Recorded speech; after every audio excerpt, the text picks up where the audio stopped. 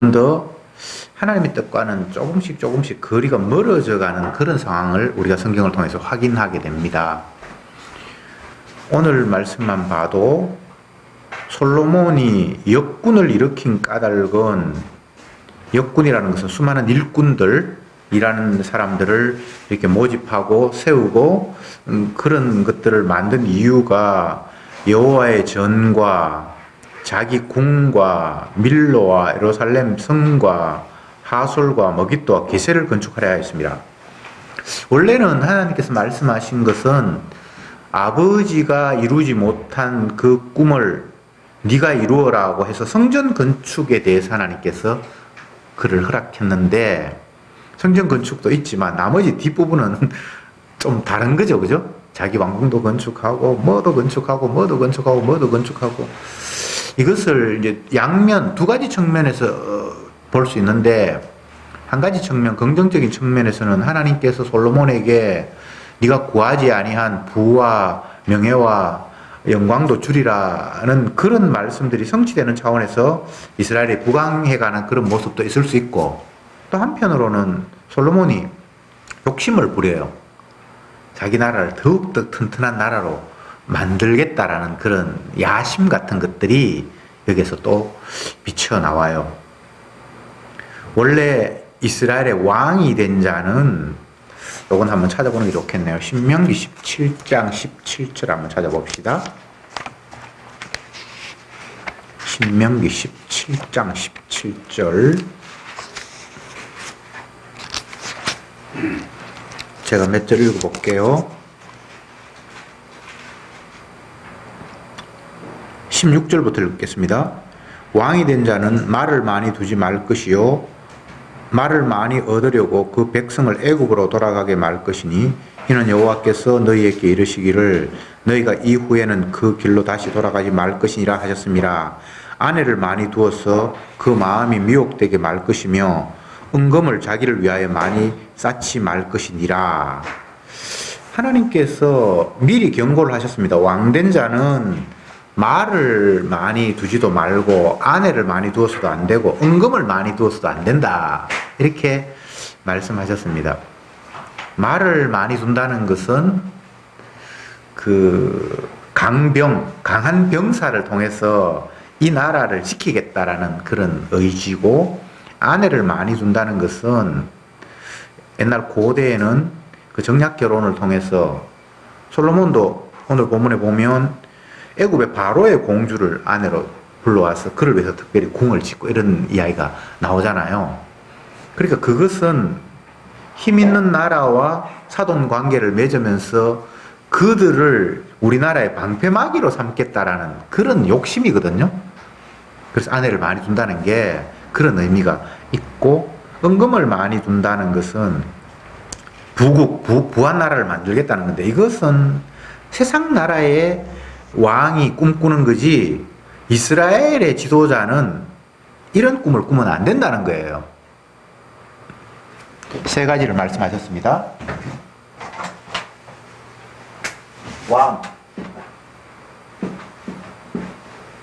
왕이 된 자는 첫 번째, 말을 많이 두지 말고, 그 다음에 아내를 많이 두지 말고, 세 번째 금원을 많이 두지 말고. 근데 이제 세상의 왕들은 다 요 하지 말라고 하는 것들이 그 나라를 위해서 꼭 필요한 것들이잖아요. 그렇죠, 그죠? 나라가 있으면 당연히 무기가 있어야 되고 강한 군사가 있어야만 외적으로부터의 침입을 막을 수도 있고, 또 우리가 필요하면 상대를 공격할 수도 있고. 세상의 모든 나라는 다 강병을 원해요. 우리나라는 60만 병사를 지금 가지고 있는데, 지금 60만 안 된다고 하는데, 어쨌든 수많은 국방비가 들어가잖아요. 외부의 침략을 막는 차원도 있지만, 또 다른 한편으로는 우리의 힘을 가시하면서 상대를 겁주거나 공격할 수도 있거든요. 세상의 나라는 다 그래요. 어느 나라 치고 자기 나라를 강하게 만들려고 하지 않는 지도자는 없습니다. 그런데 하나님이 이스라엘 왕에게는 말을 많이 두지 말라, 너희 나라 강하게 만들려고 하는 그런 꼼수 쓰지 말라는 거예요. 그 다음 아내를 두지 말라. 이건 세력을 확대하는 거잖아, 그죠? 내 힘 가지고는 안 되니까 사돈 맺고 다른 나라하고 친교 맺어서 점점 더 내 세력을 강하게 하겠다. 뭐 나라까지가 아니라도 범위를 좁히면 결혼할 때도 힘 있는 사람들, 능력 있는 사람들은 그런 사람들하고 결혼하면서 점점 더 세력을 넓히잖아요. 옛날에 그 노태우 씨가 대통령일 때 자기 딸을 SK 회장 손자 아들하고 결혼시켜서 경제력과 정치력을 같이 이렇게 결합을 시키고 이런 식이지요. 그게 그냥 세상 살아가는 사람들은 당연한 거예요. 내 세력 지키기 위해서, 주식도 확보하기 위해서 그런 사람들하고 결혼을 하고 내 자리를 더 든든히 지키고. 근데 주님이 이스라엘 왕은 그런 짓 하면 안 된다는 거예요. 아내를 많이 두면 안 된다는 거예요. 그리고 은금을 많이 두지 말며. 재산 많이 모으면 좋잖아요. 요즘 그 우리나라가 지도자가 되기 위해서 뽑힐 때 청문회하고 그런 거 보면 재산 같은 거 다 공개하고 그러잖아요. 얼마나 많이 모았는지, 부정하게 모은 거는 아닌지. 근데 사실 인간들은 자기 자신을 남들에게 나는 이런 사람이요 라고 보여주는 것 가운데 중요한 것 중에 하나가 재산 얼마인가가 포함이 돼요. 세상의 어느 나라, 미국, 뭐 소련 없습니까? 러시아, 뭐 중국, 일본 이런 나라를 우리가 이해할 때는 그 나라의 재산이 얼마인가, 1년에 총 생산을 얼마나 하는가 이런 걸 가지고 대충 짐작을 하잖아요. 그거 뭐 어느 나라, 어느 북방부 온도가 얼마 있고 뭐 이런 것도 되지만 어느 나라 그러면 그 나라의 그 경제력이 어느 정도 된다라는 것으로 파악을 하는데 이스라엘에는 그런 돈 같은 그런 거 많이 금은 재물 같은 거 많이 쌓아두지 마라 이렇게 하나님께서 말씀을 하셨는데 지금 이제 솔로몬으로 와서 다시 한번 살펴보면 솔로몬은 그 하나님의 말씀과는 다른 방향으로 지금 가고 있어요. 성전 짓는 건 하나님께서 허락하셨으니까 그걸 위해서 역군을 많이 모집했다면 그건 뭐 하나님께 시키신 거는 괜찮은데 성전 하나 있고 나머지는 왕궁 짓고 뭐 예루살렘 하고 뭐 많아요. 나중에 솔로몬이 죽고 난 뒤에 아들 로보암이 왕이 되는데 그때 백성들이 불만이 엄청나게 쌓였던 게 너희 아버지 때문에 우리가 너무 힘들었다 그런 이야기 하죠. 그럴 때 로보암이 뭐라고 그럽니까? 아버지 때문에 힘들어. 나는 너희보다 더 힘들게 할 거야. 이런 식으로 나가서 결국 나라가 분열되잖아요.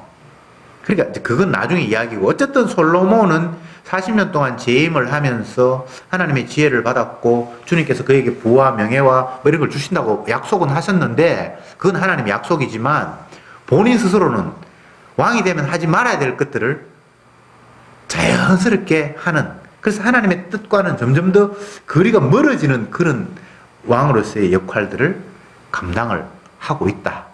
오늘 본문은 이제 그걸 우리에게 캐치하게 해줍니다. 호세아 성경의 13장에 보면 하나님께서 이런 말씀을 하셨습니다. 내가 분노함으로 너희에게 왕을 주었고 진노함으로 패하였다.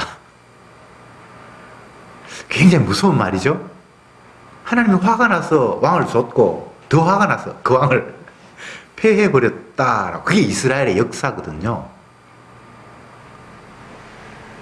처음에 하나님께서 왕을 허락하셨을 때는 주님께서 허락하셨으니까 이제 이 왕 중심으로 잘 됐으면 좋겠다는 이런 생각을 했을 텐데 처음 왕을 줄 때도 이것들이 나를 왕으로 인정하지 않고 자기들끼리 잘해보겠다고 그래 한번 해봐 하면서 하나님 분노하셔서 잘 되는지 꼴 보자 라는 식으로 하나님이 왕을 줬단 말이죠. 그러니까 하나님께서 분노함으로 왕을 준 게 맞죠.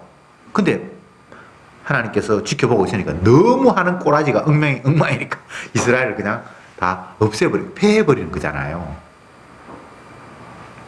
지금 솔로몬이 그 범주 안에 지금 있음이 성경 가운데서 오롯이 기록되어 있습니다. 솔로몬이 왕이 되고 난 이후에 첫 번째 행적이 물론 하나님 앞에 기도하면서 일천번제를 드리고 뭐 이렇게 긍정적인 모습도 나와 있는데 부정적인 요소 같이 나오는 게 애굽의 바로의 공주를 자기 아내로 삼고 이게 벌써 하나님 뜻을 어그러뜨리는 거거든요. 그리고 성전 지으면 되는데 성전만 짓는 게 아니라 지궁은 더 화려하게 짓고 또 뭐 성도 쌓고 뭐 하고 자기 과시죠. 나는 이제 왕이 되었으니까 어느 누구보다도 나는 대단한 사람이야 라고 점점 더 하나님이 왕이 되면 하지 말라고 한 그런 행동과는 정반대의 일들을 펼쳐가고 있습니다. 시편에 이런 말씀이 있습니다. 주여 나를 부하게도 마옵시고 가난하게도 마옵소서.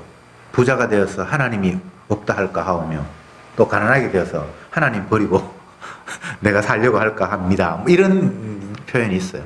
인간은 약하기 때문에 너무 부해도 교만해지고 너무 없어도 또 힘들고, 그렇게 인간은 참 이래도 안 되고 저래도 안 되고 이 도대체 어떻게 생겨 먹은 존재들인지 참 알다가도 모를 건데, 결과적으로는 인간이 죄인이라는 사실, 하나님의 뜻을 외면한다라는 것을 성경은 보여주고 있어요. 솔로몬은 은혜를 입었잖아요. 엄청난 은혜를 입었죠.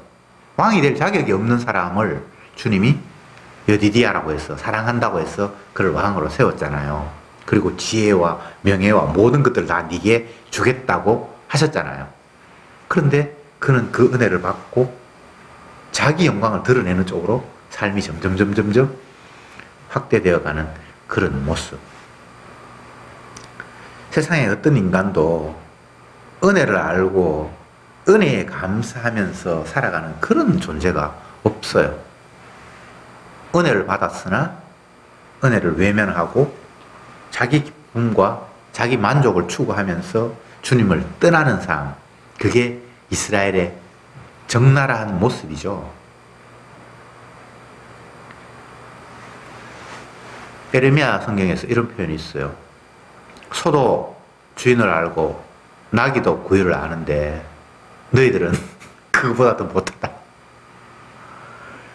소, 나귀 이런 것들도 주인이 밥 주고 하면 고마워할 줄 안다는 거예요. 근데 주님이 이스라엘을 아무리 품어도 그들은 뛰쳐 나간 거예요.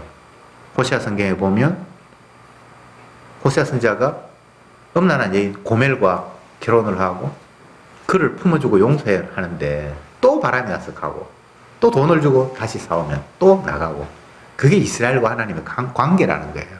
더 범위를 좁히면 그게 예수님과 우리와의 관계라는 거예요. 동의되죠? 동의할 것도 없고 그냥 우리는 평생을 그렇게 살아가는 거예요. 은혜를 안다. 개뿔. 힘들면 살려주세요.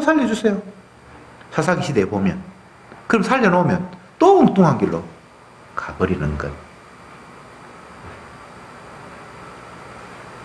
수많은 핑계가 있고 우리는 우리 나름대로 이유가 있다고 하나님 앞에 내놓지만 결과적으로는 주님이 사랑하는 것이 아니라 나를 사랑하기 때문에 나오는 것들이에요. 이유가 그것밖에 없어요. 사나 죽으나 주의 것인데, 먹든지 마시든지 주님의 영광을 위해서 하도록 지원받았는데, 반대로 사나 죽으나 나는 내가 주인이고 먹든지 마시든지 무엇을 하지 나를 위해서 하는 거예요. 주를 위해서 먹는 사람은 없어요. 주를 위해서 마시는 사람은 없어요. 내가 주의 것이 아니라 주님이 내 것이 되기를 원하죠. 이게 뭐 비슷한 게 아니라 정반대로 나가는 거예요. 솔로몬은 은혜를 입었는데 그 은혜가 아닌 자기 욕망 쪽으로 점점 더 펼쳐나가고 있어요. 애굽에서 공주를 데리고 와서 그를 위해서 궁을 짓는다. 이게 참 이스라엘 입장에서 보면, 하나님 입장에서 얼마나 화가 나는 일입니까?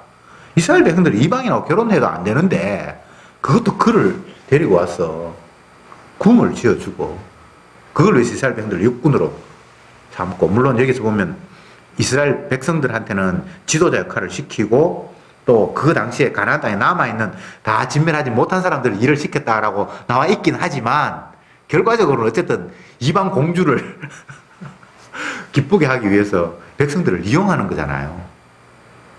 그리고 마지막에 보면 히람이 자기 좋은 곳 바다에 익숙한 사공들을 솔로몬의 종과 함께 그 배로 보내매 저희가 오빌에 이르러 거기서 금 420달란트를 얻고 솔로몬 왕에게로 가져왔더라. 은을 많이 두지 마라 그러는데 계속해서 금을 자꾸만 모으고 있는 거예요. 금이 뭐 얼마나 좋은지 모르겠는데 어쨌든 돈을 지금 자꾸 창고에 쌓아 놓는 거예요. 예. 통장에 잔고가 점점 더 늘어나는 걸 보면서 막 희열을 느끼고 이게 하나님의 은혜인가 보다라고 이러고 지금 있는 거예요.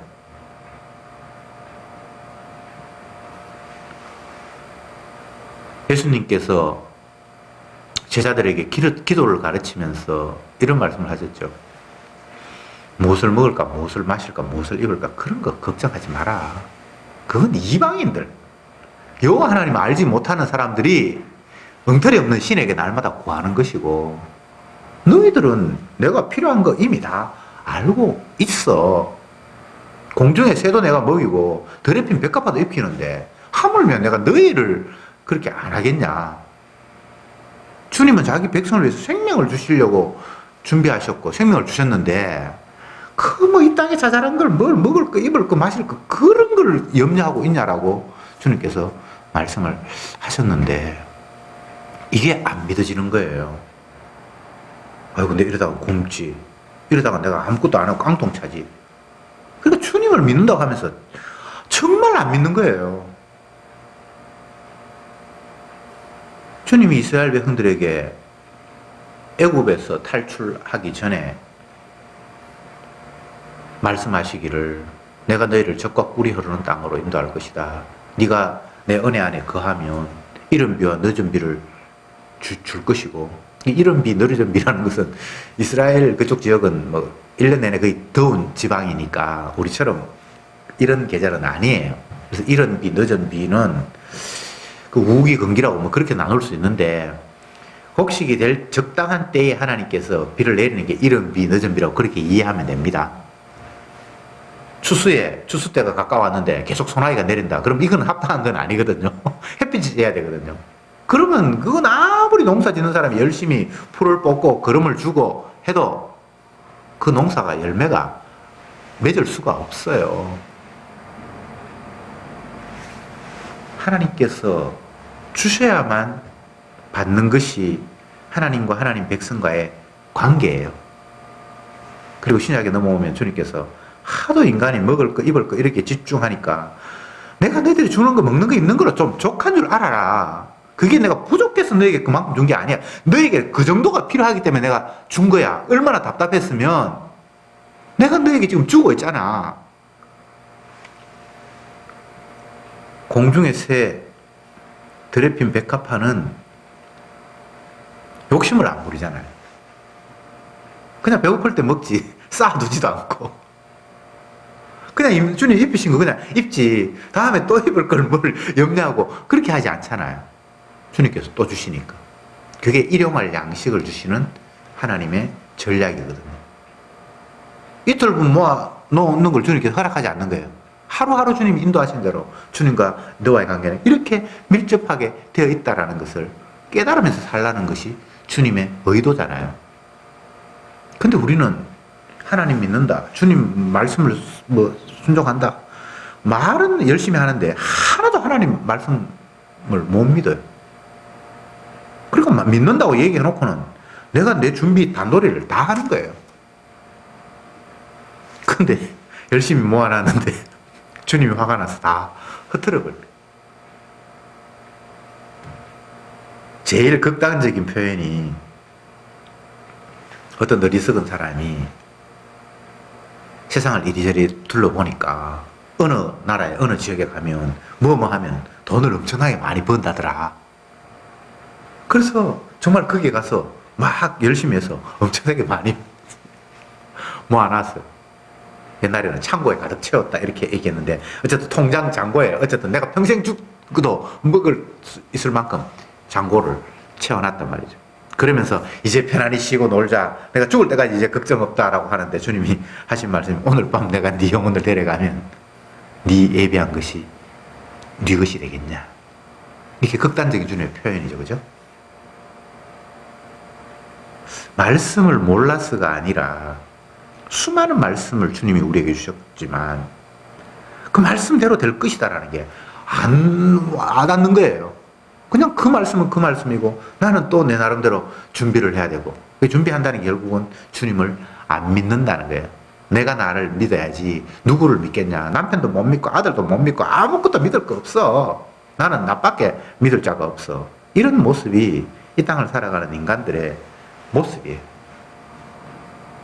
그리고 그것을 옆에 사람들이 또 박수를 치면서 훌륭하다고 하고 있고. 인간은 아무것도 아닙니다. 스스로 살릴 수 있는 능력이 없어요. 지가 스스로 생명체로 이 땅에 온 것이 아니듯이, 주께서 이 땅에 보냈듯이, 사는 것도 주께서 살리시고 데려갈 때도 주께서 데려가시지, 인간은 자의적으로 스스로 자력으로 뭘 할 수 있는 그런 존재가 애초에 아니에요. 바람 한번 세게 불면 인류의 문명이고 뭐고 다 날아가 버리는데, 바람이 최근에 뭐 우리나라에도 불었고 피해를 입은 사람이 꽤 있는데, 그 정도 바람 부니까 그 정도지. 더 세게 불면 아무것도 없어요. 다 날아가요. 뭐 핵무기가 무섭고 뭐 돈이 무섭고 권력이 무섭고, 권력이든 뭐든 주님 바람 한번 불면 다 날아가 버려요.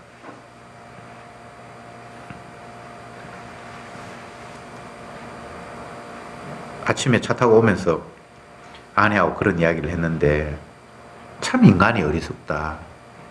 옛날 젊을 때는 똑똑해서 지도자가 되고 그렇게 했는데 어느 정도 나이가 돼버리니까 판단력이 흐려지고 이상하게 되더라. 뭐 그런 이야기였어요.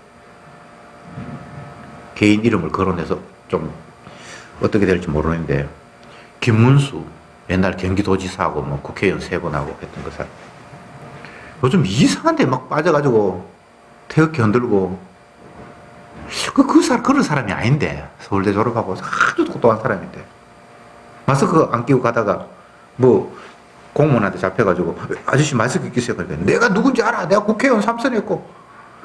그게 얼마나 어리석은, 전염병 옮긴다고 마스크 끼라고 그러는데 지가 옛날에 국회의원 했고 뭐 도지사 했고, 그 사람이 그럴 사람이 아니거든요. 인간이 무너지면 이렇게 무너지는 거예요. 죄인은 똑똑한 척해도 주님의 진리 앞에 서면 다 거짓이에요. 그냥 어리석은 인간들끼리 보니까 그 상태는 좀 똑똑한 것 같이 그렇게 그냥 느껴질 뿐인데, 주님의 말씀 앞에 비춰보면 다 어둠이에요. 다 주님의 뜻과는 반대 방향으로 가고 있는 존재들이에요. 그래서 소경을 인도할 수 없다고. 인간이 인간을 바라보면 안 돼요. 다 앞을 못 보고 어둠이고, 어둠들끼리 저거들끼리 빛이라고 그러고 찬란하다고 그러고 뭐 자기들끼리 그러고 있어요. 지금 겉으로 드러나는 솔로몬의 왕국 이스라엘은 화려하게 팽창하고 강해져 가잖아요. 여기서 보면 그렇잖아요. 왕궁 짓고 뭐 짓고 주위 나라 사람들이 막 금은 가지고 오고 뭐 엄청나게 화려해져 가는 것 같은데, 점점 하나님이 세운 나라인 이스라엘과는 차츰 거리가 멀어져요. 여기 보면은 뭐 1년에 한 번씩 제사도 지내고 제단에서 뭐 하고, 겉으로 보면 뭔가 제대로 하는 것 같은데 점점 더 하나님과 멀어져 가요. 솔로몬뿐만 아니라 뭐 많은 왕들이 신앙생활 하는 것 같고 제사 드리는 것 같고 그렇게 하는데, 나중에 선자들의 이야기를 보면 이 백성들이 내게 오는 게 드리는 제물이 이제 내가 냄새나고 싫다. 문을 닫아, 성전 문을 다 걸어 잠궈버려라. 꼴도 보기 싫다. 그렇게 말씀하시는 게 이스라엘 백성들의 제사 지내는 모습이었거든요. 왜 제사 지내는지 알아요? 지 잘 되려고.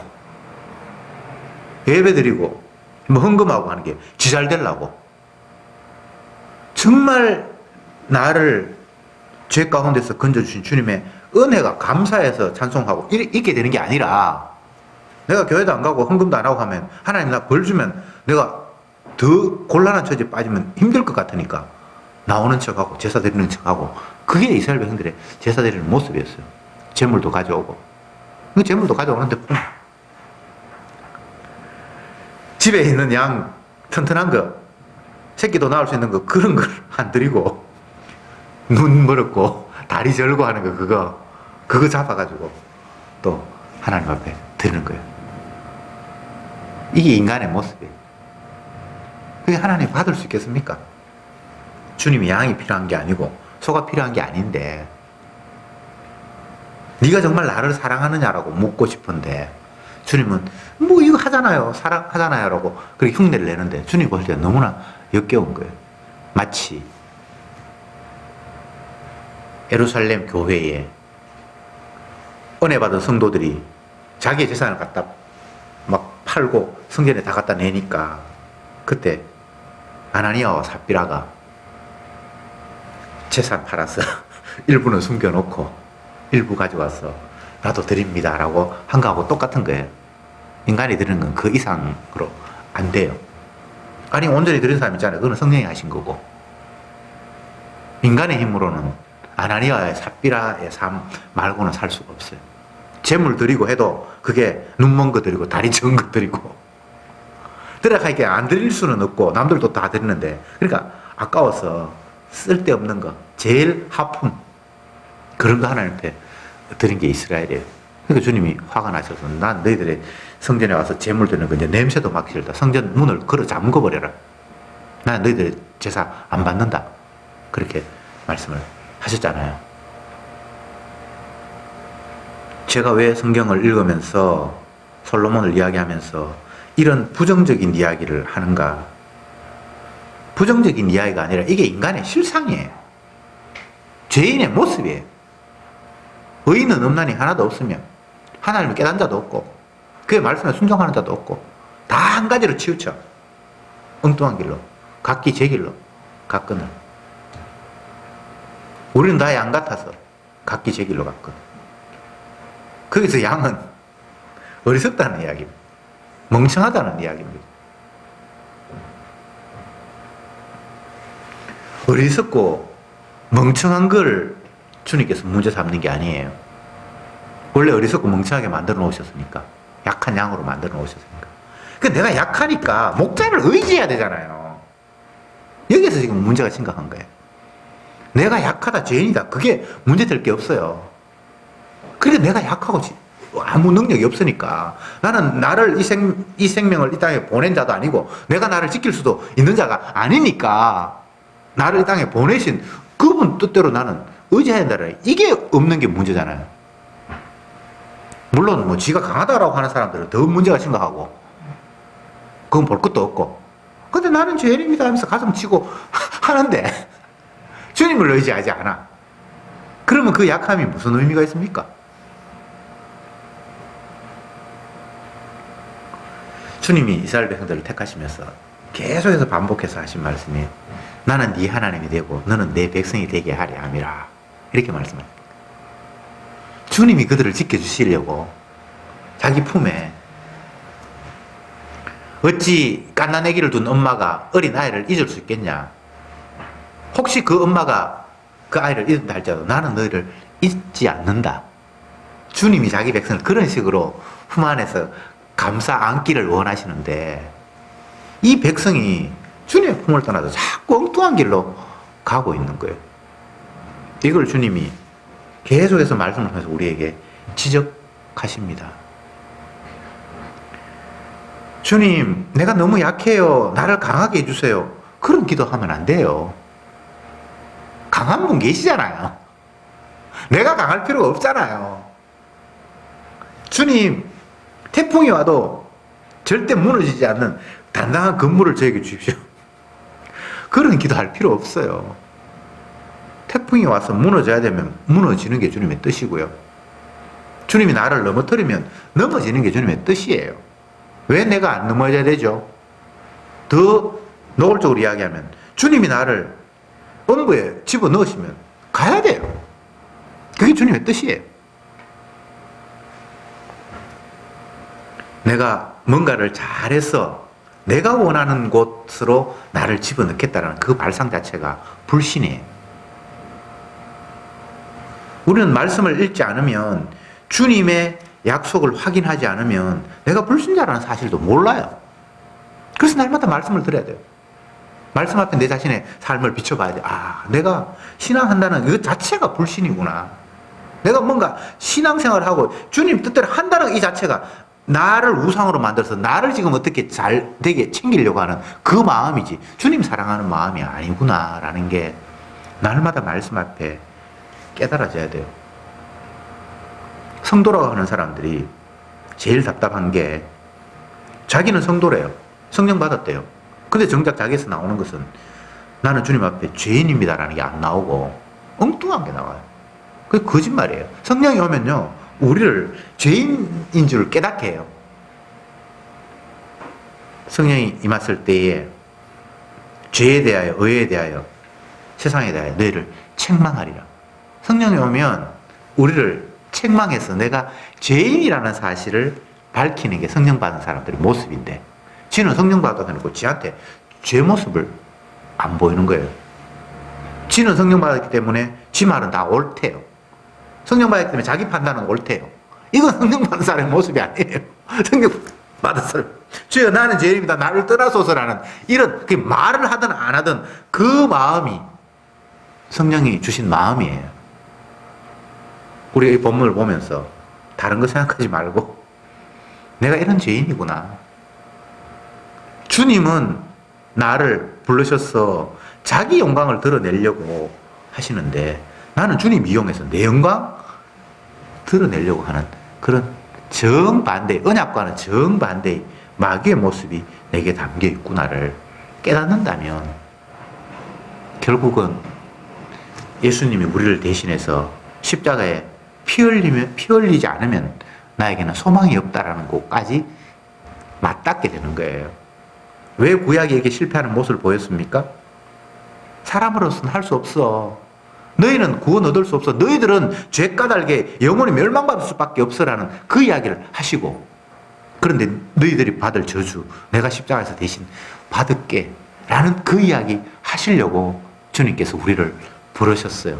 나는 의인을 부르러 온 것이 아니라 죄인을 불러 회개하기 위해 왔다. 이 말씀.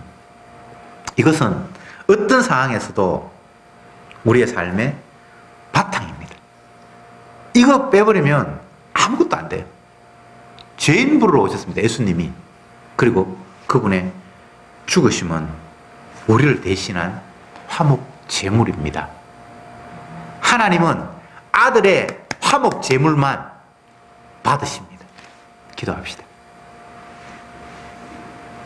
주님, 이 시간도 저들에게 죄인된 모습을 솔로몬의 삶을 통해서 확인시켜 주시니 감사합니다. 먹을 것이 없어서 범죄하는 것 같은데 그것이 아니라 있어도 범죄하고 없어도 범죄할 수밖에 없는 태생적인 죄인들입니다.